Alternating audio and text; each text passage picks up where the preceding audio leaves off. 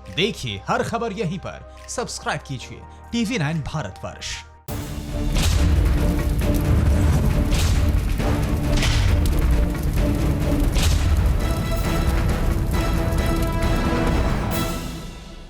नमस्कार, आप सभी दर्शकों का स्वागत है। इस वक्त 4 बजे एक बड़ी खबर लेकर हम आ रहे हैं, बल्कि एक नहीं, दो नहीं, तीन नहीं, चार नहीं, 5 ऐसी खबरें जो आपको झकझोर देंगी।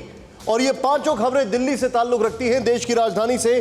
क्या आप सभी दर्शकों को इस बात का इतना सा भी अंदाजा है जो अभी दिल्ली की सड़कों पर है? अगर आपके रिश्ते रास्ते कोई भी आपके परिवार का सड़कों पर है तो क्या उसको इस बात का अंदाजा है कि दिल्ली में दिल्ली सरकार के मुताबिक कोरोना जो है वो कम्युनिटी स्प्रेड हो चुका है? यानी ये नहीं पता कि इसका सोर्स क्या है, कहीं से भी कैसे भी आ सकता है। आप जानते हैं ये बात? क्या आपको पता है कि दिल्ली सरकार का यह कहना है कि 31 जुलाई तक दिल्ली में, सिर्फ दिल्ली में 5.5 लाख लोग कोरोना पॉजिटिव होंगे और इसका 3% निकाल लीजिए आप, उतनी मौत हो सकती है। यह एक नेचुरल आंकड़ा है, यह दिल्ली सरकार नहीं कह रही है। सोचिए आप क्या होने वाला है। मैं इस वक्त अपने दर्शकों को बताना चाहूंगा, हमारे खास मेहमान हमारे साथ जुड़े हुए हैं, लेकिन उससे पहले आपके सामने आपकी स्क्रीन पर पहली ब्रेकिंग न्यूज। दिल्ली में 31 जुलाई तक 5.5 लाख कोरोना के मरीज हो सकते हैं। इस वक्त की बड़ी खबर, कोरोना पर दिल्ली सरकार का यह बड़ा बयान सामने आया है। इतना ही नहीं, जो जानकारी हमारे सामने आ रही है उसके मुताबिक दिल्ली सरकार का यह कहना है कि 31 जुलाई तक न सिर्फ 5.5 लाख होंगे, बल्कि कम्युनिटी स्प्रेड भी जो है वो शुरू हो चुका है। यह दिल्ली सरकार का कहना है। लेकिन यह भी कहती है कि केंद्र को नहीं लगता कि कम्युनिटी स्प्रेड दिल्ली में मौजूद है। यह ऐसा उनका तर्क है। दिल्ली पर, कोरोना पर दिल्ली सरकार का यह बड़ा बयान, कोरोना का कम्युनिटी स्प्रेड शुरू। और मैं चाहूंगा कुंदन, मेरे सहयोगी इस वक्त मेरे साथ है, कुंदन को सीधे लाइव लेकर आए इसी ब्रेकिंग पर। कुंदन, मुझे सबसे पहले यह बताइए, आपका ये जो स्टेटमेंट अभी आया आम आदमी पार्टी का, सरकार का, कि कम्युनिटी स्प्रेड शुरू हो गया है, इसका मतलब क्या है? क्या कहना चाहते हैं? यानी कि अब समझ में नहीं आ रहा कि किसको कोरोना है, किसको नहीं है। और एक आकलन आप जो मुझे बता रहे थे, तुरंत बताइए, बहुत संक्षेप में। निशांत, इसका मतलब ये है कि यदि किसी एक व्यक्ति को कोरोना होता है तो उसको कहां से हुआ, किस तरीके से वो संक्रमित हुआ, इसका पता लगाने में सरकार फिलहाल विफल रह रही है। इसका मतलब ये है, मतलब कि सड़क पे चल रहा कोई भी व्यक्ति अगर कोरोना संक्रमित है तो उसका जो कॉन्टैक्ट ट्रेसिंग हो रहा था वो अब कॉन्टैक्ट ट्रेसिंग नहीं हो पा रहा है और सरकार इसमें कहीं ना कहीं विफल हो रही है। इसलिए मान रही है कि ये कम्युनिटी ट्रांसफर का केस है, पहली बात। दूसरी बात, जो आंकड़े हैं उस आंकड़े के हिसाब से अगर 31 जुलाई तक 5.5 लाख केसेस होंगे तो अब सरकार का कहना है कि 80,000 बेड्स की भी ज़रूरत पड़ेगी।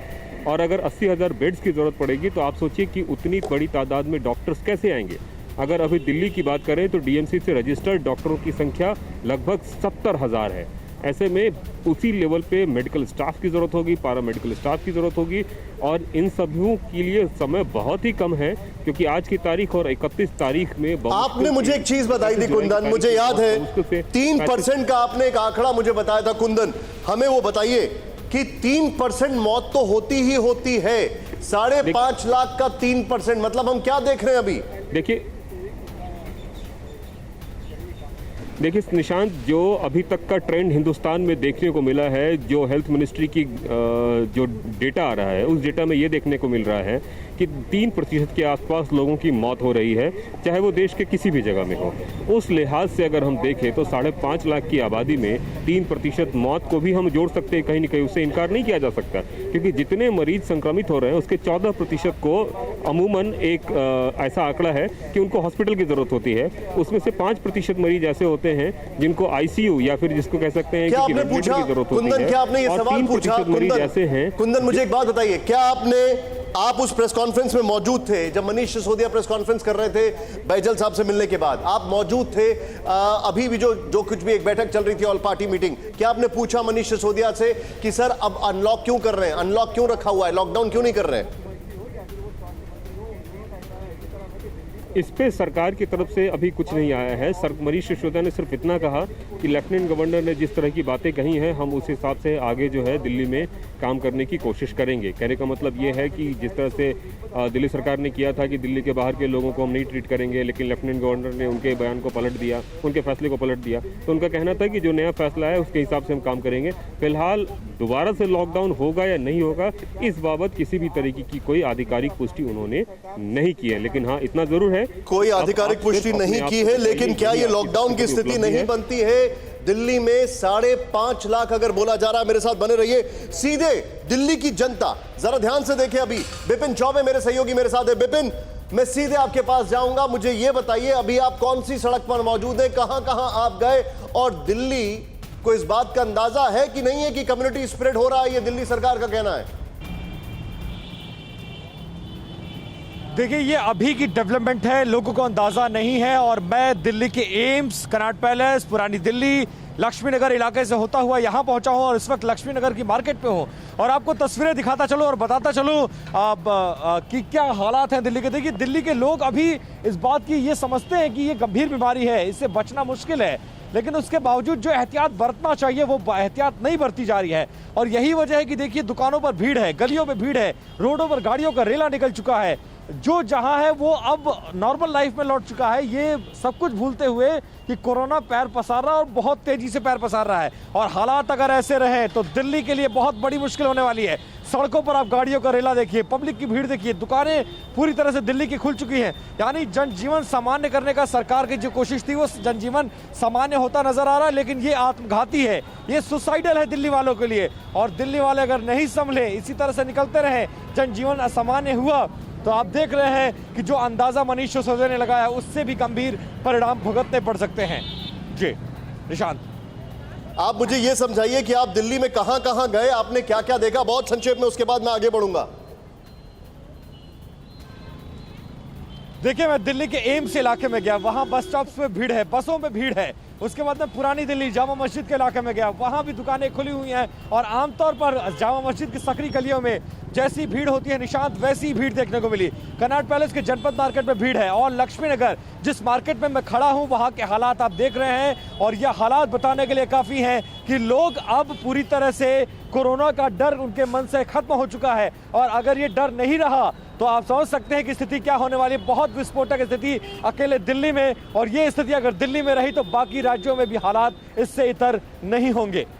निशांत। बिपिन चौबे, बहुत बहुत शुक्रिया इस जानकारी के लिए आपका। मैं अपने सभी मेहमानों को इंट्रोड्यूस करना चाहूंगा यहाँ पर। ये चिंता का विषय है, इसमें कोई संदेह नहीं है, लेकिन मैं हैरान हो रहा हूं कि दिल्ली की जनता को इससे कोई फर्क नहीं पड़ रहा है। सीधे आपकी स्क्रीन पर जो हमारे खास मेहमान है, सबसे पहले देखें नूपुर शर्मा, बीजेपी की प्रवक्ता, दिल्ली की हैं ये, और आपको दिल्ली को इनसे बेहतर कौन समझ सकता है पॉलिटिकली, कॉमन इंसान की तरह हर तरीके से। Doctor Shyam Agarwal, chairman HOD oncology, sir Ganga Ram, sir आपका स्वागत है। Shakti Sinha ji, former principal secretary, sir आज आपसे बहुत सारे सवाल करने बहुत जरूरी है क्योंकि आज मैनेजमेंट की बात है, समझ में नहीं आ रहा क्या हो रहा है। डॉक्टर परमेश्वर अरोड़ा जो कि आयुर्वेदाचार्य हैं, एक्सपर्ट हैं, डॉक्टर दीपक आचार्य जो कि वायरोलॉजिस्ट हैं, और मेरे साथ आपको बताना चाहूंगा इस वक्त आयुषी ठाकुर और साहिल ठाकुर हैं। इन दोनों ने मुझे इंस्टाग्राम पर अप्रोच किया था, इनके साथ एक बहुत दुखद घटना हुई है, मेरी कॉन्डोलेंसेज आपके परिवार के साथ, लेकिन मैं आपके पास आऊंगा। लेकिन सबसे पहले सीधे मैं चाहूंगा नूपुर जी को ब्रेकिंग वाले फ्रेम पे दिखाएं विद ग्राफिक्स के साथ। नूपुर जी, दिल्ली सरकार ये कहती है कि जो ट्रांसमिशन है वो कम्युनिटी स्प्रेड हो चुका है, लेकिन केंद्र सरकार अभी डिक्लेयर नहीं कर रही और मानने को तैयार नहीं। ये अब पॉलिटिकल नहीं इशू है, ये एक मेडिकल इशू है, क्या कहेंगे आप इस पर? देखिए, मैं बेफजूल के इल्जामों के ऊपर तो जवाब बिल्कुल देने नहीं बैठी हूँ। एंड आई एम शॉक निशान जी, आपके आज पैनल पे कोई आम आदमी पार्टी का प्रवक्ता नहीं है। आज ही के अखबार की एक रिपोर्ट पढ़ रही हूँ। वैसे तो आप टीवी पे आके आम आदमी पार्टी के मुख्यमंत्री अरविंद केजरीवाल कह देते हैं कि हमारी कैपेसिटी टेस्ट करने की 5600 प्रतिदिन की है। तो मैं पूछना चाहती हूँ कि सिर्फ 3600-3700 टेस्ट क्यों हो रहे हैं? ओ हाँ, इसीलिए हो रहे हैं क्योंकि उन्होंने टेस्टिंग करने के लिए मना ही कर दिया है। आप डॉक्टरों से झगड़ा कर लोगे, आप डॉक्टरों के और प्राइवेट अस्पतालों के ऊपर गलत बेफजूल का बिना किसी तथ्य के इल्जाम लगा दोगे, हेल्थ केयर वर्कर से आप भिड़ंत कर लोगे, पुलिस वालों को वैसे आप ठुल्ला कहते थे, अब आप डॉक्टरों को चोर बता रहे हो, ऊपर से आप प्राइवेट लैब्स को जबरदस्ती की तानाशाही और तड़ी में रखोगे। तो माफी चाहती हूँ, ऐसे संकट के समय में हेल्थ केयर वर्कर हमारे लिए भगवान समान है। अगर आप उनसे ही झगड़ा करने लगेंगे, अपनी तड़ी दिखाना लगेंगे, क्योंकि देखिए स्वास्थ्य मंत्रालय अभी राज्य सरकार के अधीन आता है। संवैधानिक तौर पे health is a state subject in Delhi. तो मैं ये पूछना चाहती हूँ, और आज तो कोई है नहीं आम आदमी पार्टी से निशान जी, मैं तो सीधा पूछती, आप टेस्ट होने नहीं दे रहे एसिम्प्टोमेटिक केसेस के भी। और मैं आपको निशान जी एक बहुत बेहतरीन आंकड़ा बताना चाहूंगी बिफोर आई फिनिश।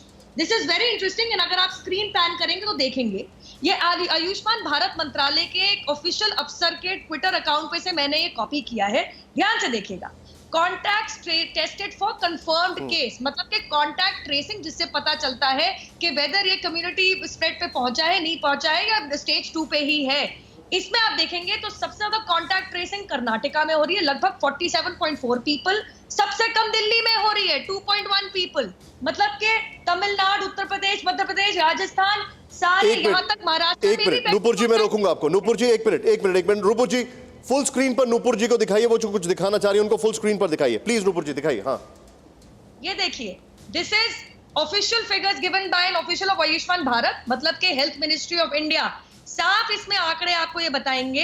अगर आपको दिख नहीं रहा है तो मैं पढ़ के बता देती हूँ।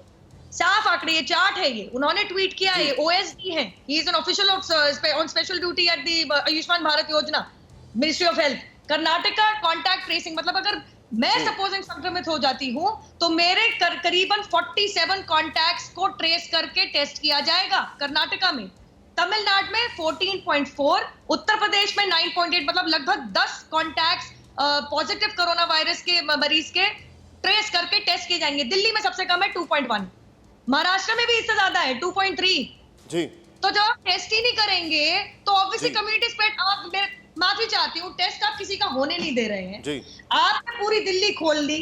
ये तब हुआ जब लॉकडाउन 3 के टाइम पे एक दिन पहले हमारे पास तो पैसे नहीं है जी, हमारे पैसे कहां से आएंगे जी, हमें खोलना पड़ेगा जी, शराब की दुकानें खोलनी पड़ेंगी जी। जबकि एक मिनट आपने जो पॉइंट रखा है, एक मिनट मैं आपको थोड़ा सा रोकूंगा। आपने अपना पॉइंट रखा है, ठीक है। नूपुर जी एक सेकंड, आपने अपना पॉइंट रखा है, मैं इसको थोड़ा सा इलैबोरेट करना चाहूंगा। पहले तो अपने दर्शकों को ये बताना चाहूंगा, ऐसा नहीं है कि हमने आम आदमी पार्टी को इनवाइट नहीं किया, लेकिन वो आज आए नहीं क्योंकि अभी एलजी के साथ बैठक चल रही है, तो उनका ये कहना है कि हम उसमें मसरूफ हैं, इसलिए हम नहीं आ पा रहे हैं, पहली चीज। दूसरी चीज, अब यहां पर एक चीज नूपुर जी ने कहा है, और मैं सारे पैनलिस्ट को, प्लीज हमारे सारे पैनलिस्ट को दिखाइए, मैं सीधे चलूंगा यहां पर हमारे साथ जो मौजूद हैं, शक्ति सिन्हा जी, डॉक्टर श्याम अग्रवाल, आपके पास मैं आ रहा हूं। सबसे पहले डॉक्टर श्याम अग्रवाल, आप मुझे एक्सप्लेन करके प्लीज बता सकते हैं कि कम्युनिटी स्प्रेड का मतलब क्या होता है? क्योंकि जो अभी तक इंफॉर्मेशन आ रही है, दिल्ली सरकार का यह कहना है कि हमें पता ही नहीं लग रहा है कि अब सोर्स कहां से है। अगर सोर्स कहां से है ये पता नहीं लग रहा है, तो इसमें या तो एक वजह वो हो सकती है जो नूपुर जी बता रही है कि आपने कॉन्टैक्ट ट्रेसिंग नहीं की, या ये जेन्युइन कम्युनिटी स्प्रेड है। आपका रिएक्शन? देखिए, स्टेज की कम्युनिटी स्प्रेड तब बोलते हैं जबकि हम ये ना पता लगा पाए कि इस इंसान को ट्रांसमिशन जो हुआ वो कहां से हुआ। दैट मीन्स कि वो इतना रैम्पेंट हो गया है in the society that we are not able to figure out. तो जैसे कि कहा जा रहा है कि प्रेस कॉन्फ्रेंस में उन्होंने बोला कि 50% लोगों को जो कोरोना हो रहा है वो ये नहीं पता लगा पा रहे हैं आज की डेट में कि किन को हो रहा है, कहां से हो रहा है, तो इसलिए उसको वो स्टेज 3 या कम्युनिटी स्प्रेड बोल रहे हैं। अब नूपुर जी कहती हैं कि वो लैक ऑफ टेस्टिंग का एक रीजन है, डेफिनेटली वो एक रीजन है, जो कि डिबेट चल रही है, जो कि एक झगड़ा चल रहा है। हम लोग हॉस्पिटल्स में चाहते हैं, लैब्स में चाहते हैं कि जितने ज्यादा टेस्ट हों। अभी तक जो भी हमने पिछले 1 महीने में सुना है वो ये कहते हैं कि आप रैंप अप करें टेस्टिंग। उसका रीजन क्या है? रीजन ये है कि अगर किसी को पाया जाता है पॉजिटिव तो उस इंसान को आइसोलेट किया जाए, जिसकी वजह से कि वो आगे ना स्प्रेड हो। तो अब ये इस सरकार में ये दुविधा हो रही है कि वो टेस्टिंग को रोकना चाह रहे हैं। वो क्यों रोकना चाह रहे हैं? चाहे वो नंबर को घटाना चाहते हैं ताकि लोग ना डरें, लेकिन ये स्ट्रैटेजी उचित नहीं है। अच्छा, ये आप जो बोल रहे हैं ये मैं समझ में तो मुझे आ रहा है, लेकिन मैं एक चीज नहीं समझ पा रहा हूं, वो ये है, मेरे पास एक और ब्रेकिंग अभी इस वक्त आ रही है, तुरंत वो जरा स्क्रीन पर ब्रेकिंग दिखाएं। इस वक्त की दूसरी बड़ी खबर हमारे पास है, दिल्ली में कोरोना केस को लेकर आपात बैठकों का दौर। और कोरोना पर दिल्ली के उपराज्यपाल की ऑल पार्टी मीटिंग इस वक्त चल रही है। दिल्ली में कोरोना मरीजों की संख्या 30,000 के करीब है। पिछले 24 घंटे में दिल्ली में कोरोना के 1007 मामले आए हैं। कुमार कुंदन को मेरे साथ स्क्रीन पर लेके आइए, इस वक्त की ये बड़ी खबर। और मैं सीधे कुमार कुंदन के पास जाऊंगा। कुमार कुंदन, मुझे एक चीज समझाइए तुरंत। अभी इस वक्त ये जो बैठक चल रही है, ये क्या फायर फाइटिंग मोड में आ चुकी है? जो दिल्ली की अलग अलग पार्टीज हैं, एलजी हैं, सब लोग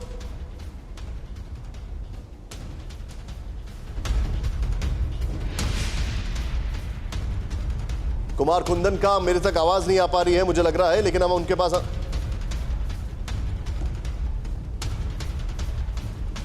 कुमार कुंदन के पास हम जाएंगे अभी थोड़ा रुक के। लेकिन इस वक्त तुरंत मेरे साथ हमारे खास मेहमान मौजूद हैं। शक्ति Sinha ji, former principal secretary. Sir, जिस तरीके से बैठकें हो रही हैं, जिस तरीके से ये चीजें आ रही हैं और ये भी कहा जा रहा है कि आंकड़े बढ़ जाएंगे, क्या ये pure case of delayed management नहीं है सर?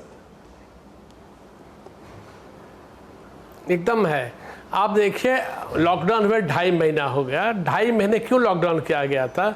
इसलिए किया गया था, एक तो था कि कोरोना का स्प्रेड था कंट्रोल में आए, नियंत्रण में आए, वो जरूर हुआ है।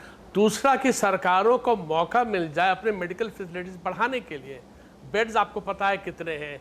अब पता चल रहा है कि 31 जुलाई तक 5.5 लाख लोगों को कोरोना होगा। खैर खास्ता 50-60 हज़ार अगर बेड आप एग्जाम करा लेते इतने दिन में, एक्स्ट्रा वेंटिलेटर्स ले आते, कम से कम जो सीरियस पेशेंट्स हैं उनको तो अब तैयारी करना, जबकि जून के 10 तारीख होने 9 तारीख आज हो गया है, अब आप तैयारी करें जो आपको 26-27 मार्च को करना चाहिए था। ये मैं नहीं समझ पा रहा हूँ एडमिनिस्ट्रेटर, ये भूल कैसे हुई है, मैं नहीं समझ पा रहा हूँ। सर, मैं आपसे एक चीज जानना चाहूंगा और आप प्लीज मुझे इसको बताइए। मेरे पास जो अभी आंकड़े आ रहे हैं, उन आंकड़ों के अनुसार चीजें बहुत ज्यादा गंभीर हैं। दिल्ली में बेड्स नहीं है, नंबर 1। नंबर 2, दिल्ली में जो अस्पताल है वो नहीं है। तो ये जो हमारे पास ये ऐसा तो है नहीं कि कोरोना एकदम से हो गया, इसमें टाइम लगा। तो क्या ये मैनेजमेंट का फेलियर है? एकदम यही मैं कह रहा हूं, मैनेजमेंट का एकदम फेलियर है। 2 तरह के फेलियर है। एक तो इटली की गलती हम ना करें कि जो पेशेंट घर में भी रह सकता है उसको एडमिट ना करें, केवल सीरियस पेशेंट्स को एडमिट करें, खास तौर पर वृद्ध लोग को एडमिट करें जिनको ज़्यादा आवश्यकता है क्वारंटाइन की और बाकी मेडिकल फैसिलिटी की। दूसरा, होटल्स हैं, विद्यालय हैं, महाविद्यालय हैं, सामुदायिक भवन है, फलाना है, ठिकाना है, आपको सबको मैप करके सब में प्रॉपर फैसिलिटीज लगा के, पलंग लगा करके, ऑक्सीजन का पाइप, आपको 2-2.5 महीना मिलाते सब करने के लिए। और मैं आपको बता सकता हूँ, भारत की प्रशासनिक प्रणाली में इतना दम है, जिस तरह हम कुंभ करते हैं, जिस तरह हम साइक्लोन से डील करते हैं, अवश्य इतने 2 महीना में हम बड़े अच्छे तरीके से दिल्ली में कम से कम 50-60 हज़ार एक्स्ट्रा हॉस्पिटल बेड्स इंतजाम कर सकते थे। To me this is a very very serious failure. ये सीरियस फेलियर है जो आप बताने में चाहूंगा। एक बार फिर से ये ब्रेकिंग दिखाएं और कुमार कुंदन के पास हम जाएंगे। इस वक्त की बड़ी खबर आपको बताना चाहूंगा। ऑल पार्टी मीटिंग चल रही है दिल्ली में, एकदम आपात बैठकों का दौर शुरू हो चुका है और दिल्ली में कोरोना के आंकड़े बढ़ते जा रहे हैं। स्क्रीन पर ये ब्रेकिंग दिखाएं। कुमार कुंदन मेरे साथ है। कुमार कुंदन, हर कोई एक ही सवाल पूछ रहा है बार बार, और वो ये सवाल है हमारे सामने कि आखिर ये फेलियर हुआ कैसे? क्या ये मिसमैनेजमेंट नहीं है? इस पर अभी तक क्या टेक आ रहा है? और मैं आपसे जानना चाहूंगा, अभी जो बैठकें चल रही हैं उस पर क्या कहेंगे? इसके आगे और क्या क्या, ये ऑल पार्टी मीटिंग से क्या निकलने वाला है? देखिए, लेफ्टिनेंट गवर्नर दिल्ली की वस्तु स्थिति को सभी राजनीतिक दलों के सामने रखना चाहते हैं और यह बताना चाहते हैं कि अभी स्थिति क्या है और आने वाले दिनों में क्या क्या हो सकता है। तो निश्चित रूप से राजनीतिक दल, जो कि इनके ऊपर बहुत बड़ी जिम्मेवारी होती है अपने कार्यकर्ताओं से लेकर सबों को इन्फ्लुएंस करने की, वो अपने कार्यकर्ताओं को बताए कि ये स्थिति है और इस तरह से आपको तैयार होना है। लेकिन बड़ा सवाल यहाँ पे ये है कि पूरे मामले पर राजनीति होनी शुरू हो गई है, जिससे दिल्ली में ज़्यादा परेशानी हो रही है। कोई कुछ कह रहा है, कोई कुछ कह रहा है, कुछ ऐसे फैसले लिए जा रहे हैं जिसको लेफ्टिनेंट गवर्नर को टर्न करना पड़ रहा है। कुमार कुंदन, मुझे एक चीज समझाइए। मैं दिल्ली के दर्शकों के लिए एक चीज जानना चाहता हूं। कुमार कुंदन, मुझे एक चीज समझाइए, मुझे एक चीज एक्सप्लेन करिए। कुमार कुंदन, मुझे एक चीज एक्सप्लेन करिए। क्या अभी कोई भी प्लान है इस बीमारी को कंटेन करने का दिल्ली सरकार के पास?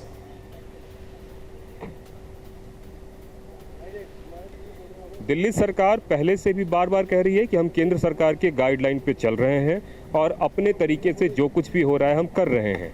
लेकिन 3 दिन पहले से जिस तरीके से दिल्ली सरकार ने जो रवैया अपनाया, जिसमें उन्होंने अस्पतालों को लेकर अपनी एक नया प्लान लेके आए थे कि हम दिल्ली के लोगों का दिल्ली के अस्पतालों में करें।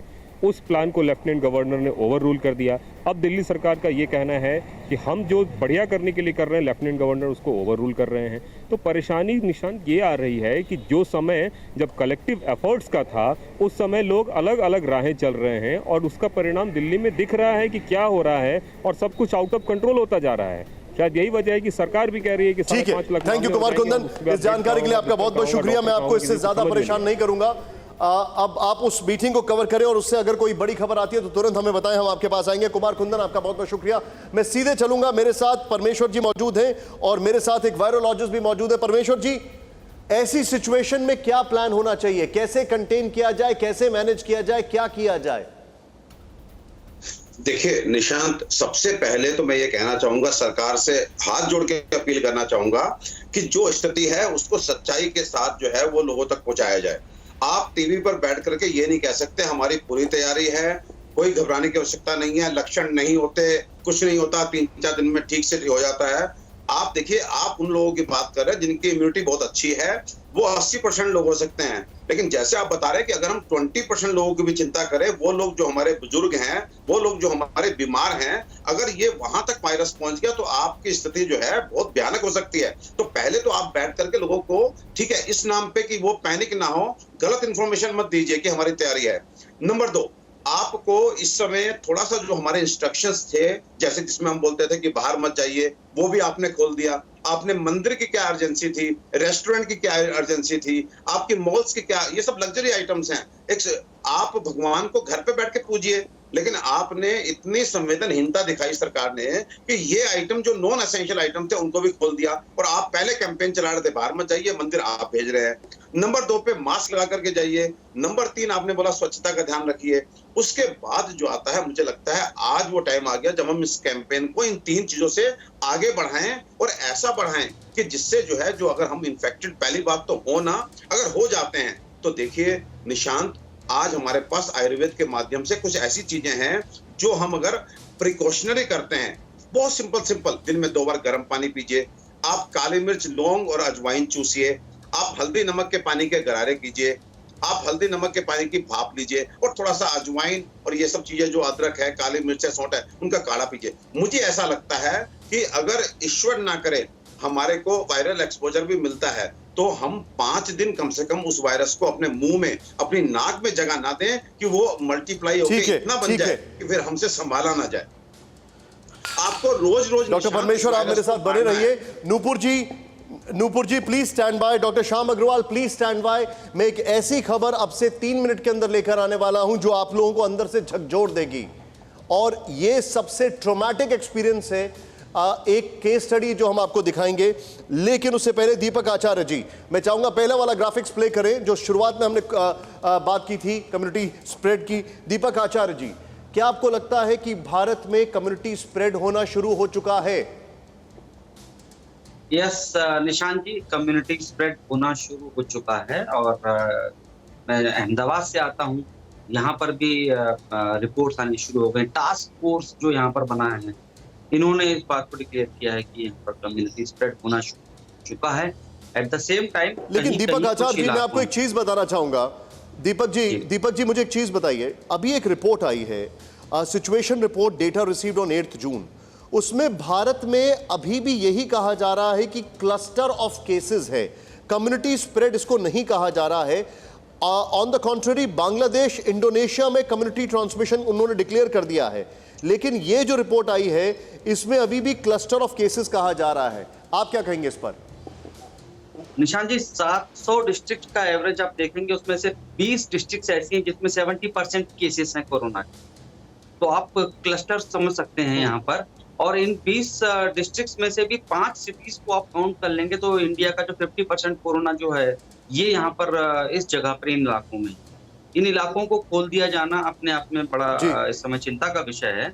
और चूंकि मैं आपको अहमदाबाद का कोट कर रहा था, तो ये रिपोर्ट बाकायदा मैं ऑफिशियली कोट कर सकता हूँ इसको, जिसको मैंने पढ़ा है।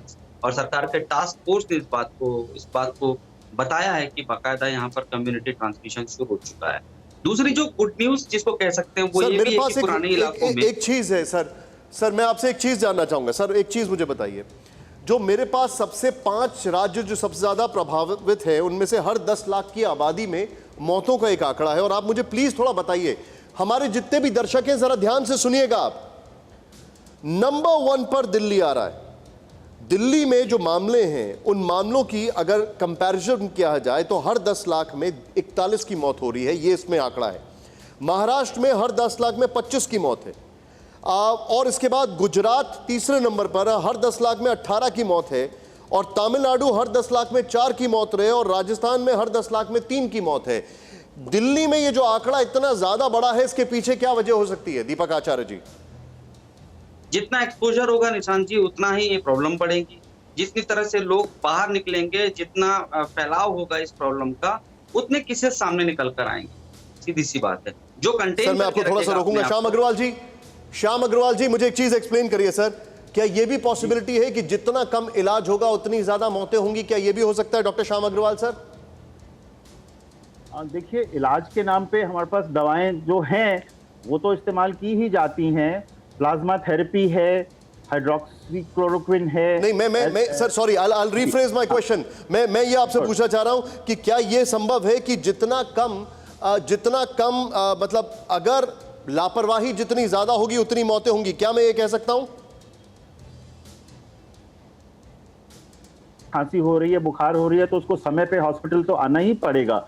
अगर आप डिले करेंगे और बिल्कुल सांस फूलती हुई परिस्थिति में आएंगे तो बचाने की क्षमता डॉक्टर्स की और अस्पताल की थोड़ी लिमिट हो जाएगी, कम हो जाएगी।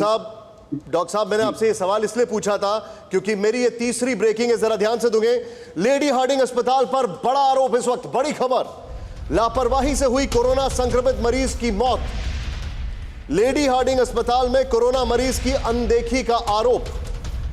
अस्पताल पर कोरोना की रिपोर्ट गायब करने का आरोप। 3 दिन बाद भी अस्पताल ने TV9 भारतवर्ष के सवालों का जवाब नहीं दिया। अस्पताल ने जांच की बात की लेकिन जवाब नहीं आया। यह इस वक्त की बड़ी खबर हम आपको बता रहे हैं और मैं चाहूंगा स्क्रीन पर उन दोनों लोगों को लेकर आए जिनके साथ यह घटना घटी। आयुषी ठाकुर और साहिल ठाकुर, ये भाई बहन हैं, इस वक्त हमारे साथ हैं। आयुषी ने मुझे इंस्टाग्राम पर आज से 4-5 दिन पहले मैसेज किया था क्योंकि हमारा फर्ज बनता है कि हर स्टडी को हम इन्वेस्टिगेट करें, इसलिए हमने इसको इन्वेस्टिगेट किया और उसके बाद जो फाइंडिंग्स हैं वो आपके सामने हैं। आरुषि और साहिल, अब सिर्फ आप दोनों बताइए हमें अगले 2-3 मिनट क्या हुआ था आपके साथ लेडी हार्डिंग अस्पताल में, बताइए। थैंक यू निशांत सर, आपने हमारी बात सुनी और इसको उठाया। मेरे फादर जो कि एक डायबिटीज पेशेंट थे, उनको 18th के अराउंड फीवर होना स्टार्ट हुआ था और सेम टाइम पे मेरे को भी फीवर होना स्टार्ट हुआ था। तो मैं लेडी हार्डिंग टेस्ट कराने गया था कि कोरोना टेस्ट। जी सर, तो मैं लेडी हार्डिंग को 19 तारीख को टेस्ट कराने गया, जहाँ पे उन्होंने मेरे को ये कह के वापस भेज दिया कि आप किसी कोरोना पेशेंट के डायरेक्ट कांटेक्ट में नहीं आए थे तो हम आपका टेस्ट नहीं कर सकते।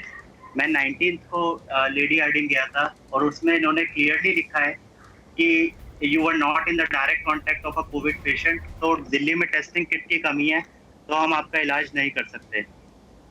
23rd को मेरे फादर को ब्रीदिंग में प्रॉब्लम स्टार्ट हुई तो हम लोग उन्हें सेम हॉस्पिटल में लेकर गए।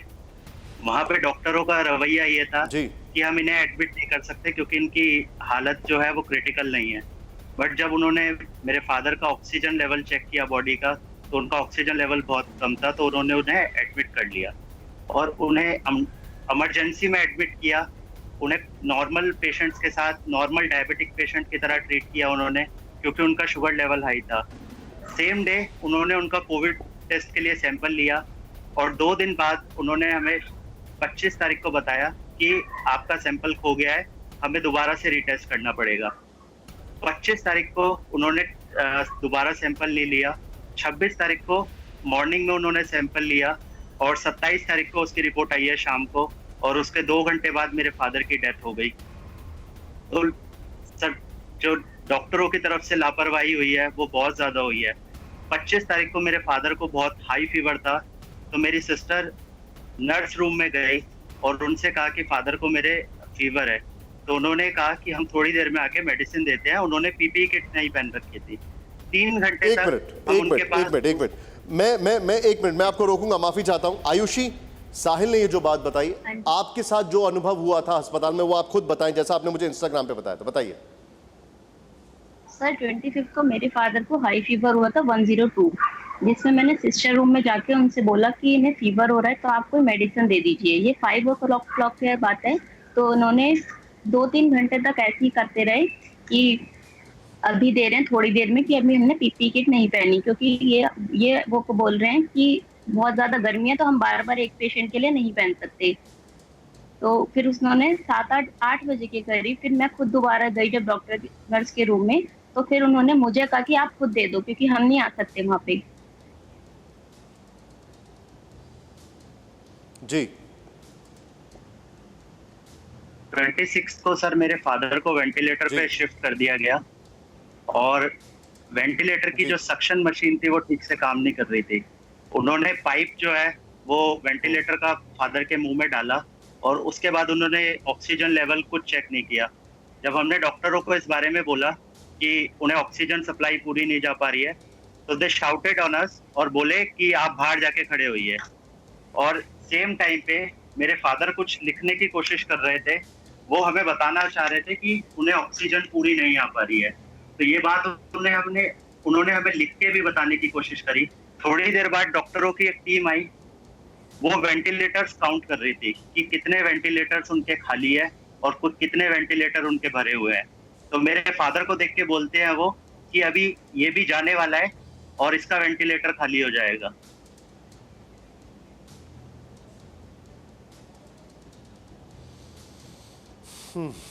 आप मेरे साथ बने रहिए यहाँ पर और मैं आपसे ये जानना चाहूंगा, आपने इसके बारे में किसी से कोई कंप्लेन की कि नहीं की? सर हमने बहुत लोगों को लिखा है इसके बारे में पर किसी ने रिस्पॉन्ड नहीं किया, सिर्फ आपने इस आवाज को उठाया है। और जो मेजर ब्लंडर ये जो घटना घटी, जी सर चीज बताइए, प्लीज गो अहेड, बोलिए। हाँ सर, जो इनका सर डेटा मैनेजमेंट का है वो भी काम ये ठीक से नहीं कर रहे हैं। मेरे फादर के जब हम नेक्स्ट डे बॉडी लेने गए तो उनकी फाइल इन लोगों ने खो दी थी। उनका मेरे फादर का नाम, मेरे ग्रैंडफादर का नाम, हमारा एड्रेस उस फाइल पे सब गलत था। मेरे पास उसकी एक पिक भी है जो उन्होंने हमें दी थी कि पहले क्या एंट्री थी और उसके बाद क्या एंट्री हुई। 1 मिनट में आपको दिखाता हूँ सर। तो यहाँ पे आप देखेंगे what is the wrong entry. मैं आपकी बात पे यकीन करता हूँ, मैं आपकी बात पे यकीन करता हूं। मैं चाहूंगा कि इनको फ्रेम में दिखाया जाए और हमारे सभी मेहमानों को दिखाया जाए। राहुल पीसीआर में मेरे सहयोगी, मैं उनसे बोल रहा हूं और मैं सीधे चलूंगा यहां पर। डॉक्टर श्याम अग्रवाल मेरे साथ हैं, नूपुर जी मेरे साथ हैं, शक्ति सिन्हा जी हमारे साथ हैं। डॉक्टर श्याम अग्रवाल, क्योंकि आप डॉक्टर हैं इसलिए मैं सबसे पहले आपसे सवाल पूछ रहा हूं। सर इससे ज्यादा जो मैंने आपसे सवाल पूछा था सर, वो यही वजह थी सर, लापरवाही क्या हो सकती है, इसीलिए शायद दिल्ली में मौत के आंकड़े इतने ज्यादा हैं सर। और ये एक केस स्टडी हम आज दिखा रहे हैं, कल रात में 9 बजे फिक्र आपकी मेरा जो शो आता है उसमें भी हमने ऐसे ही दिखाया था। क्या कहेंगे सर आप इस पर? सबसे पहले तो बहुत हार्टफेल्ट कंडोलेंसेस इनके परिवार के लिए कि इन्होंने अपने पिता को खोया है। लेकिन ये तो अब एक तहकीकात का इशू है। जो ये इनकी ग्रीवेंसेस हैं तो इनको मेडिकल सुपरिटेंडेंट या दिल्ली हेल्थ मिनिस्टर के सामने अपना केस रखना चाहिए और उसकी तहकीकात होनी चाहिए।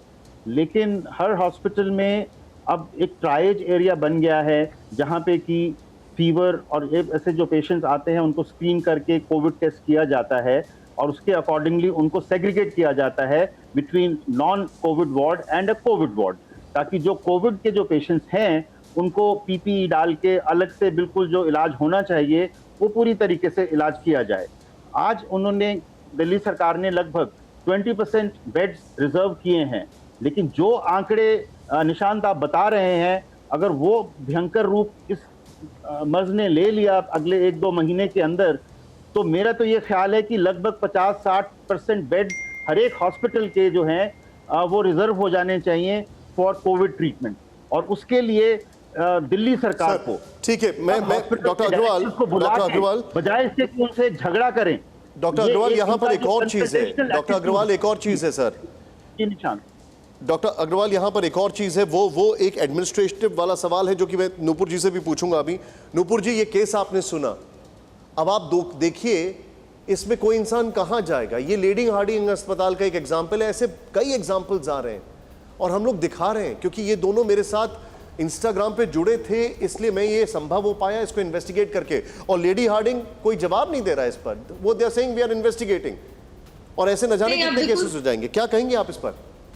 बिल्कुल सही कह रहे हैं कि इसमें तो इन्वेस्टिगेशन की बहुत सख्त जरूरत है। मेरे पहले आपके साथ गंगाराम हॉस्पिटल से डॉक्टर श्याम अग्रवाल जी बैठे हुए हैं, उन्होंने ये बात बिल्कुल क्लियर की है और इसमें बहुत सख्त इन्वेस्टिगेशन की जरूरत है कि ये एक तरीके से ये मतलब ये लेजीपन क्या है, ये किस तरीके से ये नेग्लिजेंस क्यों हो रही है हॉस्पिटल्स के अंदर। और मैं तो इतना जानती हूँ कि 4-5 लोगों तो मैं ही जानती हूँ जो हॉस्पिटल के सामने बेड तक नहीं मिलता, वो हॉस्पिटल के सामने गिड़गिड़ा के ही दम तोड़ चुके हैं। दिल्ली में ही हो रहा है। मैं एक बात जरूर कहना चाहूंगी कि यहाँ पे सरकार को अस्पताल और मेडिकल हेल्थ केयर स्टाफ के साथ मिलकर चलने की बहुत जरूरत है। मेरे से पहले किसी आपके पैनलिस्ट ने बहुत सही बात कही कि सरकार को सच बोलने की बहुत जरूरत है। 3 जून 2020। मैम एक और चीज है, मैं आपसे जानना चाहूंगा मैम, एक चीज और है। नूपुर जी एक चीज मुझे और समझाइए प्लीज। जिस तरीके से आयुष्मान भारत स्कीम में घुटनों के जो है उसके लिए जो स्टंट पड़ता है उसके लिए इन सब के दाम फिक्स किए, क्या कोविड के इलाज के दाम फिक्स नहीं हो जाने चाहिए प्राइवेट हॉस्पिटल्स में भी? क्योंकि कुछ भी जाता जा रहा है और हम ठीक है उनकी भी एक कंडीशन है, लेकिन लोग कहां जाएंगे? बेचारे जा ही नहीं सकते फिर। और ये पता है सबको कि दिल्ली में प्राइवेट अस्पताल खाली हैं अभी। आप ये तो फिर दिल्ली सरकार के अधीन आता है ना, वो क्यों नहीं कर रहे? जब आप झगड़ा कर रहे हैं, आप प्राइवेट लैब्स को टेस्ट करने से रोक रहे हैं, आप ये तक कह रहे हैं कि अगर आपको सिम्टम्स दिए तो आपको टेस्ट ही नहीं करेंगे, तभी तो कांटेक्ट ट्रेसिंग तो दूर की बात है, कम्युनिटी ट्रांसमिशन की बात कर रहे हैं मनीष सिसोदिया। अब कब करने की सोच रहे थे? ठीक है, पॉइंट नोटेड। एक चीज पॉइंट नोटेड। एक चीज सुनिए जी मैं अभी मैं आ रहा हूं नूपुर जी, मैं आपसे एक केस स्टडी लेने आ रहा हूं अभी, जो एक केस स्टडी दिल्ली पुलिस वाले की आप बता रही थी थोड़ी देर पहले, मैं आपसे वो केस स्टडी लेने आ रहा हूं। पहले आयुष और साहिल, आयुषी और साहिल, आप दोनों का शुक्रिया, आपने जो हमसे बातचीत की, समय निकाला। हम आपके साथ हैं, TV9 आपके साथ है और मैं कोशिश करूंगा कि इसको और कंक्लूसिव एंड तक लेके जाऊं। बहुत बहुत शुक्रिया हमसे बात करने के लिए। इस वक्त एक और बड़ी खबर हमारे सामने आ रही है और ये ब्रेकिंग न्यूज, ICMR की एक चीज हमारे सामने आ रही है। खुद ठीक हो गए हैं हॉटस्पॉट की 1/3 आबादी। एक अच्छी खबर है, ICMR का सर्वे का खुलासा, हॉटस्पॉट शहरों की 1/3 आबादी कोरोना संक्रमित। सभी 30% लोगों में कोरोना का कोई लक्षण नहीं था। ICMR के एंटीबॉडी टेस्ट से संक्रमण का पता चला। मुंबई, दिल्ली, अहमदाबाद, इंदौर जैसे शहरों में ज्यादा संक्रमण। मैं अपनी टीम को बोलूंगा ये इस वक्त की एक बड़ी खबर आ रही है हमारे सामने। और इसके बाद एक और ब्रेकिंग न्यूज है। मैं चाहूंगा अपनी टीम को कि वो दोनों ब्रेकिंग न्यूज और दोनों के ग्राफिक्स बार बार प्ले करें, लेकिन पहले 5वीं ब्रेकिंग न्यूज, देश के सुरक्षा बल दे रहे हैं कोरोना को जवाब। 70% की दर से ठीक हो रहे हैं सुरक्षा बल। अब ये दोनों को जोड़ के देखा जा सकता है। 1668 संक्रमितों में से 1157 कोरोना मरीज स्वस्थ। ITBP के जवानों में स्वस्थ होने की दर सबसे तेज। ITBP के करीब 88% जवान जो है कोरोना से स्वस्थ हो चुके हैं। मैं चाहूंगा इन दोनों खबरों की ब्रेकिंग आप लगातार प्ले करते रहें और सबसे पहले मैं सीधे चलूंगा यहां पर हमारे जो खास मेहमान है उनके पास। ये चीज जो है इसके बारे में आप क्या कहेंगे? और मेरे साथ जो वायरोलॉजिस्ट हैं इस वक्त, मैं उनसे ये सीधे जानना चाहूंगा, क्योंकि जो मेरे पास इंफॉर्मेशन है भारत में स्ट्रेन कमजोर है, इसके चलते दीपक जी लोग अपने आप स्वस्थ हो रहे हैं और कई बार पता भी नहीं लग रहा है।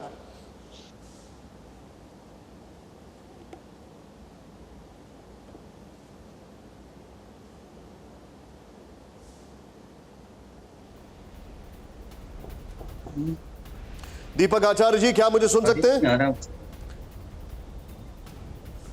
कोई बात नहीं, अगर मेरी आवाज आप तक नहीं पहुंच पा रही है, मैं सीधे यहां पर चलूंगा डॉक्टर श्याम अग्रवाल के पास, जो कि शायद ऐसे कई सारे केसेस को उन्होंने देखा भी होगा। डॉक्टर अग्रवाल, इस केस स्टडी पर आप क्या कहेंगे कि अपने आप कई सारे लोग ठीक होते जा रहे हैं और इसका रियल एग्जाम्पल जो हमारी फोर्सेज है उनमें दिख रहा है? हाँ निशांत, ये तो बहुत आसान है इसका जवाब, क्योंकि जो आपके जो BSF के जवान हैं उनके अंदर नॉर्मली कोमॉर्बिडिटीज नहीं होती और वो यंग है, वो 60 साल से कम है, 50 साल से कम है, तो उनके तो ठीक होने की संभावना पूरी है। जब आप एक सोसाइटी में आएंगे तो वहां पे एक मिक्सचर मिल गया, वहां पे 70 ईयर्स के भी हैं, कोमॉर्बिड डिजीज भी है, जिनको शुगर है, ब्लड प्रेशर है, हार्ट कंडीशन है, तो नेचुरली उनमें रिकवरी कम होगी। जहां तक कि स्ट्रेन की बात है कि इंडिया का जो स्ट्रेन है वायरस का वो थोड़ा कमजोर है, ये सब एक स्पेकुलेशन है। लेकिन आप देखिए कि आपका जो मृत्यु दर है वो तो 2.7% की रेंज में आ ही रहा है ना, तो आई डोंट थिंक कि वो स्ट्रेन जो है वो एक बहुत बड़ा इशू है, लेकिन वो रिसर्च का मैटर है, उसको हम चैलेंज नहीं कर सकते हैं। सर लेकिन आईसीएमआर की ये जो स्टडी है इस पर आप क्या कहेंगे? नहीं, आईसीएमआर ये कह रहा है कि जो जवान है उनकी रिकवरी 70% है, तो जवान के अंदर तो जैसे मैंने बोला कि कोमॉर्बिड आईसीएमआर देखिए सर जवान एक अलग स्टडी है, लेकिन वो इससे उस स्टडी का एक एग्जाम्पल भर है जो हमने पिक किया है। लेकिन आईसीएमआर ये कह रहा है कि ज्यादातर केसेस में सेल्फ रिकवरी हो रही है, इस पर आप क्या कहेंगे सर? सर अभी जो दिल्ली की जो आ रही हैं फिगर्स, उसमें recovery rate is to the tune of 48%।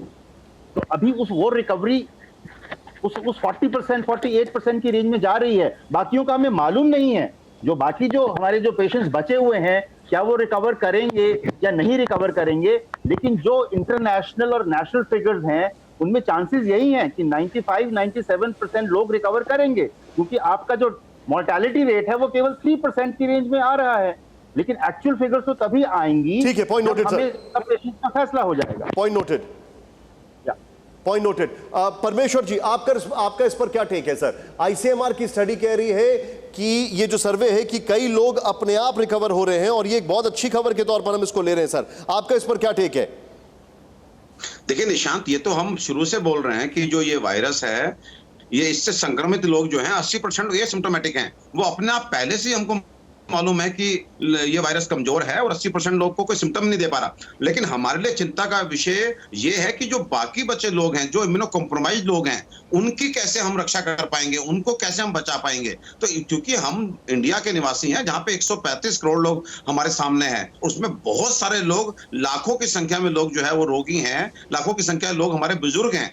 तो मुझे लगता है कि ये जो आंकड़े हैं ये ठीक है, लेकिन ये कहीं से, फिर मैं कह रहा हूं निशांत, एक बात बहुत क्लियर हमको लोगों को बतानी चाहिए कि जो पॉजिटिव चीजें आ रही हैं वो अच्छी बात है, लेकिन उन पॉजिटिव चीजों की आड़ में जो हमारी प्रॉब्लम सामने हमने फेस करनी है, अभी आप 1-2 केसेस लेकर के आ रहे हैं और उसमें आपको इतना दिल दुख रहा है, हमारा डॉक्टर्स का इतना दिल दुख रहा है। आगे जो है अगर ये कम्युनिटी स्प्रेड में जाता है और हमारे बुजुर्ग और हमारे जो बीमार हैं वो इससे इन्फेक्टेड होते हैं, तो निशांत वो संख्या भी इतनी अधिक होगी। ठीक है, पॉइंट जो हमारे ठीक है, आपकी बात मैं समझ गया सर।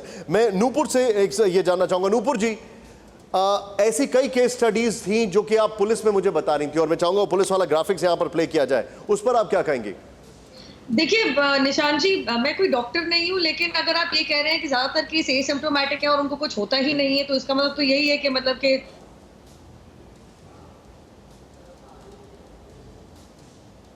चले ही जाते हैं। आईसीएमआर की जो स्टडी है उसमें मेरे हिसाब से 8 डिस्ट्रिक्ट पे अभी उन्होंने जो सैंपल्स दिए थे रैंडम पे, उनकी अभी उन्होंने रिसर्च करी नहीं है, लेकिन हाँ जो उन्होंने कहा है वो सच होता नजर आ रहा है। फॉर एग्जाम्पल सबसे बड़ा क्लस्टर जो धारावी माना जा रहा था मुंबई में, अभी कल की या आज की न्यूज में पढ़ रही थी, उसमें सिर्फ 10 पॉजिटिव आए और वो फैलना बंद हो गया है, पीक खत्म हो चुका है, इनफैक्ट डाउनफॉल शुरू हो गया है इन्फेक्शन का। एंड अभी तो मानसून वहाँ पे आना शुरू भी नहीं हुआ है। तो this goes on to show कि कहीं ना कहीं इन्फेक्शन अगर आप देखें तो कुछ लोगों को हो भी चुका है और वो रिकवर भी कर चुके हैं, उनको कुछ हुआ भी नहीं है। इसी तरीके से मैं बता दूं आपको, तो जहाँ पे मैं रहती हूँ वहाँ पे एक पुलिस कर्मी यहीं पे सामने बैरक्स में रहते हैं, उनको थोड़ा बहुत सिम्टम्स हुए थे तो उन्होंने टेस्ट के लिए भेजा आरएमएल के थ्रू। उस टाइम पे 1.5 महीने पहले 9 दिन बाद उनकी रिपोर्ट आई थी, लेकिन विद इन 3rd और 4th डे ऑफ टेस्ट वो तो अपना लैब दौड़ रहे थे। पुलिस कर्मियों की आदत होती है सुबह एक्सरसाइज करना, तो 4-5 किलोमीटर की दौड़ भी लगा रहे थे वो। तो with in 3-4 days without even knowing कि उनको कोरोना वायरस हुआ है कि नहीं हुआ है, he was back on his feet and he is fine. जी, ये अपने आप में एक बड़ी उम्मीद की किरण है। लेकिन मैं सीधे चलूंगा यहाँ पर जो हमारे साथ एक वायरोलॉजिस्ट मौजूद है अहमदाबाद से। सर आप मुझे एक चीज समझाइए, क्या ये वायरस का स्ट्रेन कमजोर हो रहा है इसलिए रिकवरी हो रही है, या यूथ पॉपुलेशन ज्यादा है इसलिए रिकवरी हो रही है? क्या कहेंगे आप, ये जो आईसीएमआर का एक डेटा कह रहा है? जी, ये बहुत सारे चांसेस ऐसे हैं कि जहाँ पर जो हॉटस्पॉट है वहाँ पर वायरस लोड ज्यादा है और वो 70% 60% पॉपुलेशन यदि इन्फेक्ट हो जाती, चाहे वो एसिम्प्टोमेटिक हो या सिम्प्टोमेटिक हो, हर्ड इम्यूनिटी जिसे कहा जाता है, तो शायद वो चांस हो सकता है जिसकी वजह से वो एक समय के बाद में ना डलना शुरू हो जाएगा। जी, एक लास्ट ब्रेकिंग यहां पर अपने दर्शकों को दिखाना चाहूंगा, उसके बाद उसके एक टेक लेना चाहूंगा मैं शक्ति सिन्हा जी से। इस वक्त बड़ी खबर हमारे पास आ रही है, देश में पिछले 24 घंटे में 9,987 नए मामले। इस वक्त की बड़ी खबर, भारत में फेटैलिटी रेट है 2.8%। देश भर में पिछले 24 घंटे में 331 लोगों की मौत। कोरोना मरीजों का आंकड़ा 2.66 लाख के पार। अब तक देश में 7,466 लोगों की कोरोना से मौत। 1,29,000 से ज्यादा कोरोना संक्रमित ठीक हुए, जो कि अच्छी खबर है। शक्ति सिन्हा सर, मैं आपसे जानना चाहूंगा, फाइनल टेक आपका कि सरकारों को अभी क्या करना चाहिए। ये मड स्लिंगिंग का टाइम नहीं है, झगड़ा फसाद का टाइम नहीं है, आंकड़े बढ़ते जा रहे हैं, सब ईश्वर पे नहीं छोड़ा जा सकता है। आपका टेक सर। एकदम सही है। आपको एक तो मेडिकली आपको पूरे प्रयास करनी है कि स्पेशली पीपल विद कोमॉर्बिडिटीज, उनकी जो डेथ होती है, उनको कोमॉर्बिडिटीज का ट्रीटमेंट कराइए सो दैट उनका इम्यूनिटी सिस्टम कोरोना से लड़े। और साथ साथ सोशल मीडिया टीवी के थ्रू पब्लिक को एहतियातन करें कि जितना कम रिस्क ले उतना अच्छा है। हाँ, जीने के लिए हमें जाना पड़ेगा बाहर, मगर जितना रिस्की बिहेवियर हो उसको मिनिमाइज करें। केवल आवश्यक हो तब जाएं, माउथ को कवर करें, डिस्टेंस मेंटेन करें, वो सब जितना संभव हो करें, क्योंकि साथ चलना है दोनों। ये नहीं कि एक करेंगे दूसरा छोड़ देंगे, हमें दोनों को करना है। और सरकारों को, पार्टीज को, चैनल्स को, सबको मिलके सोशल ये लाना, अवेयरनेस लाना है, तभी हम हैंडल कर पाएंगे। नहीं तो ये 31 जुलाई तक पता नहीं क्या हो जाएगा। आप सभी लोगों का बहुत बहुत शुक्रिया सर हमसे बातचीत करने के लिए। लेकिन दिल्ली वाले खबरदार हो जाएं, दिल्ली सरकार कह रही है कम्युनिटी ट्रांसमिशन हो रहा है। सरकारों से अलग अलग अपील ये है कि प्लीज प्राइवेट हॉस्पिटल में भी दाम तय कर दें कि इससे ज्यादा फीस नहीं ली जाएगी। और तीसरी सबसे महत्वपूर्ण चीज, आप सभी लोगों की जिम्मेदारी बनती है सोशल डिस्टेंसिंग और मास्क, और कम से कम बाहर निकलें, बहुत जरूरी हो तभी निकलें।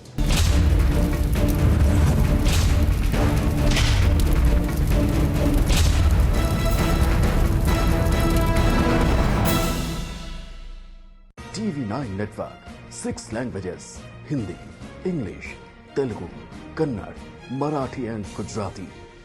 56 crore impressions. India's #1 news network. TV9 network.